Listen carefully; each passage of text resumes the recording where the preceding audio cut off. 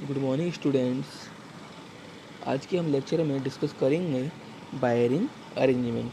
क्या होता है इसका मीनिंग? तार स्थापन व्यवस्था। हम आज के लेक्चर में तार स्थापन व्यवस्था के बारे में पढ़ेंगे। क्या होती है ये? ऊर्जा मापी तक सप्लायर द्वारा सप्लाई प्रदान की जाती है। जो हमारा ऊर्जा मापी एनर्जी मीटर होता है, वहाँ तक हमें सप्लायर द्वारा सप्लाई प्रदान की जाती है। इसके बाद संस्थान में विभिन्न विद्युत बिंदुओं के लिए मुख्य स्विच व वितरण बोर्ड लगाकर विद्युत प्रदान की जाती है। उसके बाद हम क्या करते हैं, ऊर्जा मीटर के बाद अगर हमें कहीं सप्लाई देनी है तो मुख्य स्विच लगाएंगे, मेन स्विच, और डिस्ट्रीब्यूशन बोर्ड लगा के विद्युत शक्ति प्रदान करते हैं। संस्थान से अधिक कक्ष या तल अधिक होने पर उप वितरण बोर्ड का भी प्रयोग किया जाता है।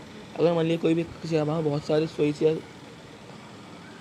कनेक्शन हो रहे हैं तो हमें एक सब डिस्ट्रीब्यूशन बोर्ड भी लेना पड़ता है एक कल के तार हेतु। हमारा एक डायग्राम बना रखा है हमने ये। अब देखिए यहाँ पे दिखा रखा है एक मुख्य स्विच एवं एक वितरण बोर्ड। हमारे समय एक मुख्य स्विच है, एक वितरण बोर्ड है। देखिए हमारा मेन लाइन है ये ऊर्जा मापी में एक फेज एक न्यूट्रल। ऊर्जा मापी को दे दिया, 2 वायर लिए हमने, DPIC स्विच को दे दिए।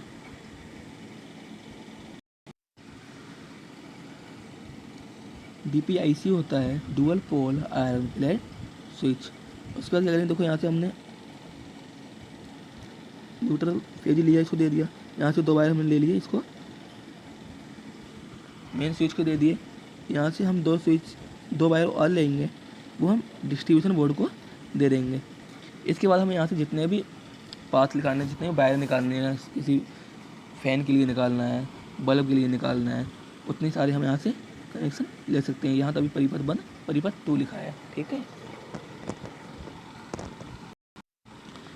तो देखिए नेक्स्ट वाला डायग्राम हमारा है यहाँ 2 मुख्य स्विच, कॉमन वितरण बोर्ड व उप वितरण बोर्ड, ये 3 के लिए मतलब बना रखा है।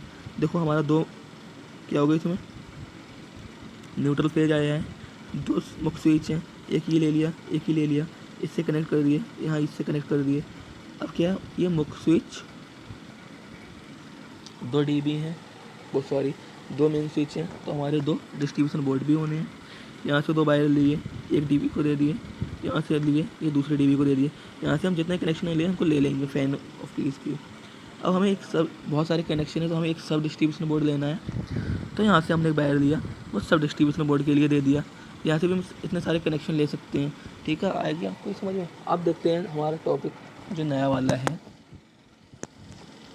जनरल रूल्स ऑफ वायरिंग, तार स्थापन के सामान्य नियम। ये नियम आप लोग सारे याद कर लेना, कभी भी एग्जाम में पूछ लेता है 5 नंबर में, वरना न्यूमेरिकल जब हम इसकी सॉल्व करेंगे ना तो इनकी ज़रूरत पड़ने वाली है। अगर आपको ये पता नहीं होने वाले तो हम न्यूमेरिकल नहीं कर पाएंगे। तो पहले देखते हैं, किसी संस्थान में तार स्थापन करते समय निम्नलिखित सामान्य नियमों का पालन करना चाहिए, ठीक है। हम किसी भी ऑर्गेनाइजेशन, किसी घर में कहीं भी कुछ लगाते हैं तो हमें बहुत सारी चीज़ों का यूज मतलब ध्यान करना चाहिए।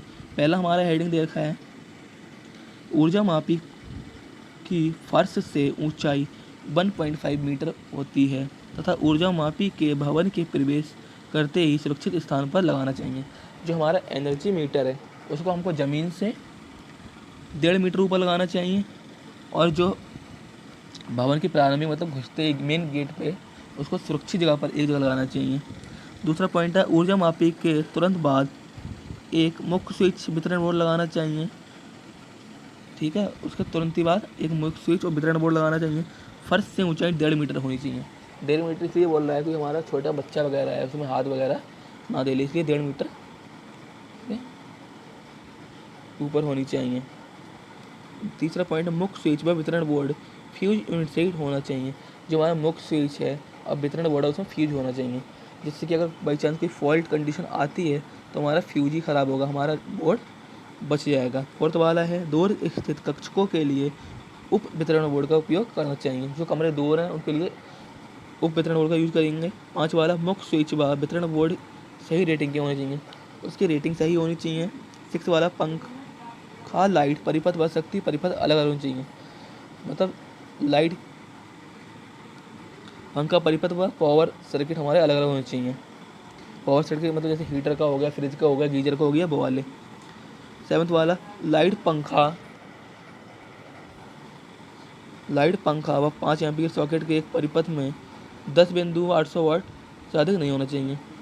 जो हमारे लाइट पंखे जो सॉकेट है उसमें या तो 10 बिंदु होने चाहिए, मतलब 10 पॉइंट हम ले सकते हैं पंखा लाइट वगैरह, या उसमें से मान लिया हमारे 6 या 7 ही लोड पॉइंट हो रहे हैं तो उसका लोड 800 वाट से ज़्यादा हो रहा है तो हमें वहाँ दूसरा स्विच लेना पड़ेगा।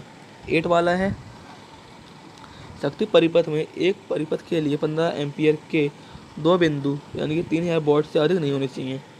हमारा मतलब शक्ति परिपथ है उसमें हमारे 15 एम्पीयर के 2 सॉकेट से ज़्यादा नहीं होने चाहिए। 9 वाला पॉइंट है पंखा परिपथ के लिए 1 mm स्क्वायर एल्यूमिनियम का चालक व शक्ति परिपथ के लिए 2.5 mm का एल्यूमिनियम चालक होना चाहिए। मतलब हमारा जो 5 एम्पीयर का उसके लिए 1.5 mm का वायर और जो हमारा 15 का है उसके लिए हमें 2.5 mm का वायर चाहिए। 10 पॉइंट देखें, हमारा 10 वाला पॉइंट है हमारा मुख्य स्विच से वितरण बोर्ड तक के चालक की माप कुल भार के अनुसार होनी चाहिए। जो मेन स्विच है उसे वितरण बोर्ड के लिए हमारे वायर की माप है वो लोड के अनुसार होनी चाहिए। 11 वाला गुल्लियों के बीच अंतराल 50 से 45 सेंटीमीटर तक रखा जाता है। 12 वाला प्रकाश पंखा परिपथ में वायरिंग का क्षैतिज रन फर्श से 3.5 मीटर, मतलब क्या है पंखा परिपथ में वायरिंग का क्षैतिज, मतलब वायरिंग का क्षैतिज समझ रहे हैं ना आप। घर में जो क्षैतिज में हमारी मतलब वो पड़ी होती है हमारी, तो उसको वायरिंग जैसे ही हमारे जो हमारे घर में लाइट लगी होती है ना घरों में बल्ब, वो हमारे क्षैतिज में लगा होता है, उसको हम बोलते हैं क्षैतिज रन। वो हमारा कितना होना चाहिए 3.5 मीटर या 4 मीटर से अधिक सीलिंग पर या सीलिंग 0.5 नीचे रहना चाहिए। शक्ति परिपथ वायरिंग हेतु क्षैतिज का रन फर्श से 2.5 मीटर ऊपर होना चाहिए। जो क्षैतिज का रन है वो 2.5 मीटर होना। बाकी ये देख लीजिए बैटन की वायरिंग क्लिपर की दूरी क्षैतिज 10 मीटर सेंटीमीटर होना चाहिए। दूसरा वाला वायरिंग में केबलों का जोड़ नहीं होना चाहिए। ठीक है। 16 सभी उपकरणों में धातु भाग व 3 पिन सॉकेट 1 पिन भू संपर्कित होना चाहिए। प्रकाश बिंदु फर्श से 2.5 मीटर ऊपर होना चाहिए। फर्श की पंखे की फर्श से ऊंचाई 2.5 मीटर होनी चाहिए। स्विच बोर्ड की फर्श से 1.25 ऊंचाई होनी चाहिए। 5 एम्पीयर सॉकेट फर्श से 1.25 सेंटीमीटर होनी चाहिए। 15 एम्पीयर के सॉकेट को फर्श से 1.50 या 25 सेंटीमीटर होनी चाहिए। 22 वाला है 40 स्विच गियर वायर गेज क्या होती है, स्टैंडर्ड वायर गेज, ये है SWG standard wire gauge, GI wire भू संपर्क केंद्र से होनी चाहिए। जहाँ तक संभव हो दरवाजे से घुसते दाईं ओर स्विच लगाना चाहिए। दरवाजे से दाईं ओर दरवाजे से 0.5 मीटर की दूरी पर स्विच लगाएं। 0.5 मीटर की दूरी पर स्विच क्यों बोल रहा है, मान लिया आपने एक स्विच लगाया और स्विच के मतलब डोर के तुरंत बाद लगा दिया और डोर बंद किया, उससे वो दब गया टूट गया तो हमारे लॉस हो सकता है ना, इसलिए 0.5 मीटर दूर लगाना चाहिए जिससे हम डोर बंद भी कर दें तो कोई दिक्कत ना आए। बैटन वायरिंग को दीवार से पार करते समय एक पोर्सलिन पाइप का उल्लेख करना चाहिए। दीवार की मोटाई समानता 2.5 सेंटीमीटर होती है। दीवार की मोटाई 2.5 सेंटीमीटर होनी चाहिए। बाथरूम में सॉकेट की ऊंचाई फर्श से 0.5 मीटर होनी चाहिए। एयर कंडीशन के लिए अलग से स्विच व सॉकेट लगाना चाहिए और वायरिंग भी अलग से करनी चाहिए। अब देखते हैं हम sequence to be followed in carrying out the design estimation and costing, अभिकल्पन आगमन एवं मूल्यांकन का क्रम। पहला पॉइंट हमारा देखा है यदि बिंदु नहीं दिए गए हैं तो उनका आकलन करना। अगर बिंदु नहीं दिए कितने बिंदु नहीं है तो उनको फाइंड करना। दूसरा बिंदुओं के अनुसार कुल बिंदु व भार बिंदु ज्ञात करना। टोटल बिंदु कितने और उनका लोड कितना है वो निकालना। परिपथों की संख्या निकालना।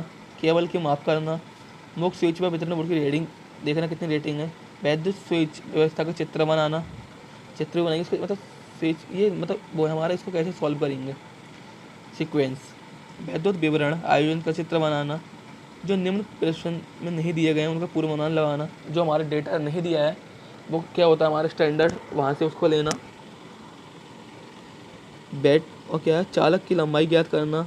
अर्थ वायर की लंबाई ज्ञात करना। सामग्री हेतु सारणी तैयार करना। सारणी में मजदूरी व्यय देना। अन्य कुछ लगा लगाना। मतलब हमें इसको निकालने के लिए ये सारी चीज़ निकालनी पड़ेंगी, मजदूरी भी दिखानी है, हमें कंटिजेंसी भी दिखानी है, जो आकस्मिकता हमारी कॉस्ट बढ़ जाती है अचानक से। बना रखी है हमने शेड्यूल ऑफ वायरिंग मटेरियल। हम जब घर में वायरिंग वगैरह करेंगे तो हमें क्या क्या चीज़ चाहिए होगा, सामग्री ऑफ वायरिंग की।